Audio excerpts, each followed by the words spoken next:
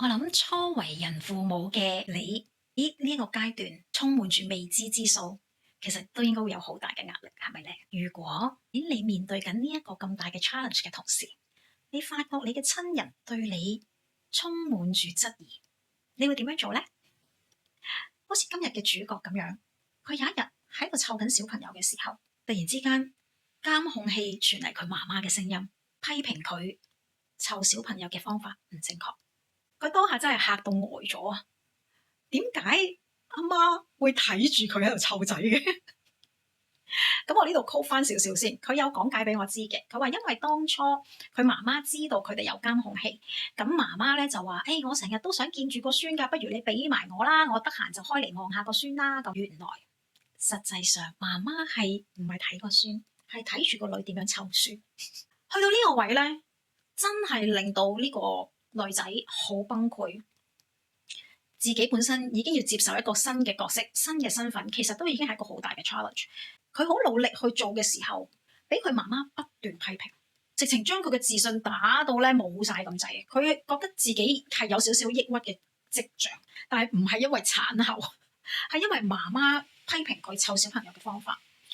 我哋先抽一個牌睇一睇實際嘅情況係點樣先。媽媽本意都唔係壞嘅，不過我成日都強調就係本意唔壞，但係方式錯都係錯。我哋可以理解到媽媽緊張女兒，媽媽緊張呢個外孫，我哋理解到嘅。不過佢緊張係咪代表佢可以用呢啲手法去表達呢？唔係。仲有就係佢用咗呢啲手法表達，係咪等於你要硬食呢？絕對唔係。咁所以喺呢啲情況之下，我哋應該要點 handle 呢？抽個意見牌睇睇。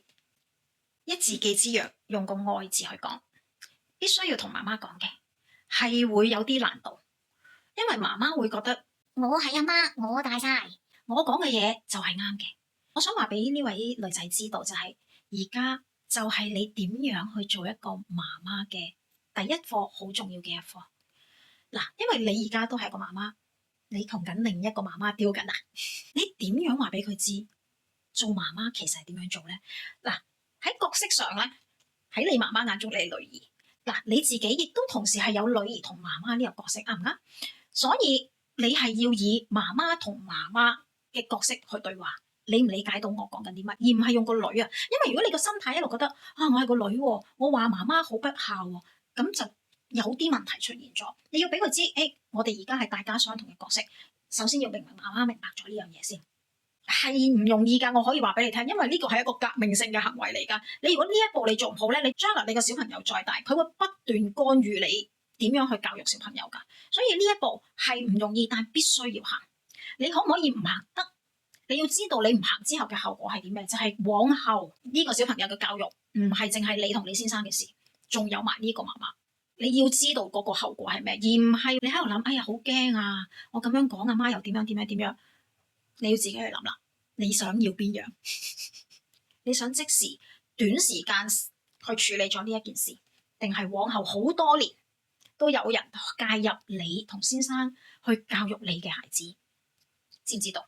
好啦，首先要俾媽媽知道就係，媽媽，我而家都係一個媽媽啦，令到媽媽知道你而家係用緊媽媽嘅角色同呢位媽媽交流緊。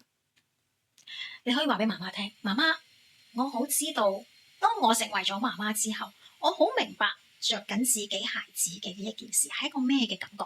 首先要認同咗佢嘅行為先，佢嗰個主要嘅動機，佢冇錯嘅，佢錫你啱嘅，我哋攞咗呢個好嘅部分先，而唔係話一嘢拗落去，你咁樣唔啱嘅點？佢都唔明你講緊乜，因為喺佢嘅動機，佢就覺得我做緊一樣嘢係對個女好嘅事，但我俾人鬧，佢梗係覺得委屈㗎。你試下用咁嘅角度去諗，你都會理解到佢委屈嘅點喺邊一度。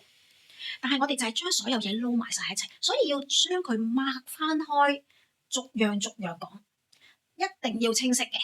係啦，首先你頭先講咗啦，就係媽媽，當我生咗小朋友之後，我好明白作為一個媽媽，好愛自己嘅孩子，着緊佢係一個咩嘅感受。我知道，我都好多謝，我都好感動，我有個咁愛錫我嘅媽媽。先要俾翻個 credit 媽媽先啦，因為呢個都係事實嚟噶嘛，係咪？然後你要再話俾媽媽聽啦，媽媽，其實我而家都已經係媽媽啦，我希望你可以信任我，我有能力可以好好咁教好我嘅孩子，等同你有能力將我由一個孩子教育到我成為一個媽媽，係咪好勁啊？呢個對白其實好無懈可擊㗎，佢一定係硬食㗎啦。好老實講，因為對於佢嚟講，佢從來冇諗過自己好成功養育咗個媽媽出嚟，佢一定冇諗過。因為喺媽媽嘅眼中，孩子永遠是孩子啊嘛。我哋就係食住呢一句説話話俾媽媽聽，媽媽，因為你有好好教育我啊，我而家已經從孩子長大咗，都成為咗一個母親啦。係要俾佢知嘅，因為喺個社會上面好多時只係不斷強化就係孩子永遠是孩子，冇一個説法話俾啲媽媽知，你個孩子其實長大咗啦。你要相信佢，你要放手啊！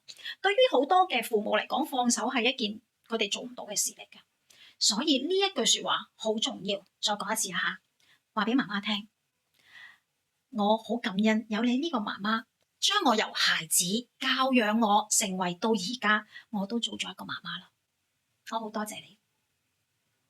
你唔需要再講其他嘢去怪佢啊，話佢多事啊，點樣，唔需要講呢啲説話。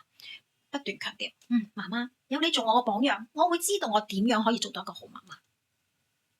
咁佢就會突然間醒一醒㗎啦。會唔會講一次就得咧？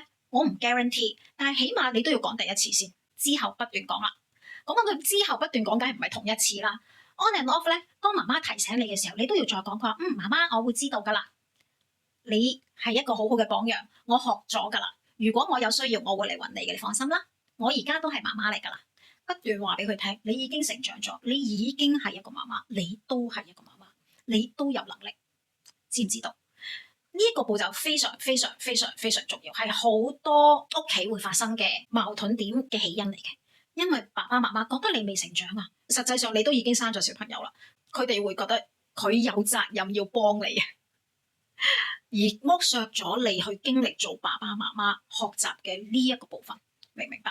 所以你必須要講清楚俾佢哋知，用一個咁嘅方式去講。好啦，講完呢樣嘢咧，佢可能都會有一啲嘢想去勾啦，或者想去強化佢要去 back up 你呢樣嘢，你就要捉住佢隻手講啦，賣溫情，話俾媽媽聽。放心啦，媽媽，我有你呢個咁好嘅榜樣喺度，我會知道，當我有問題嘅時候，我可以同你講，就係咁多啦。又係不斷要講噶，你放心啦，有嘢嘅話，我會話俾你聽噶啦。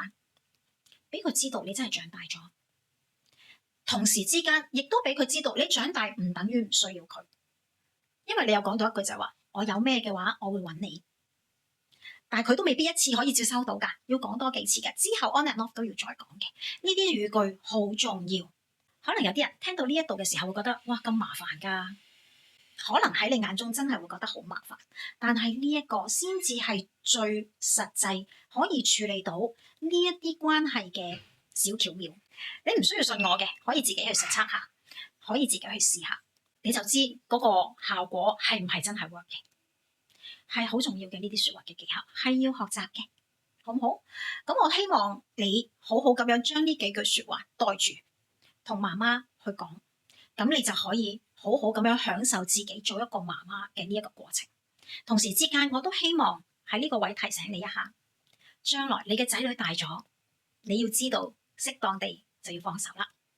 同埋你應該要知道就係見到仔女有能力飛翔，係你嘅一個成就，知道嗎？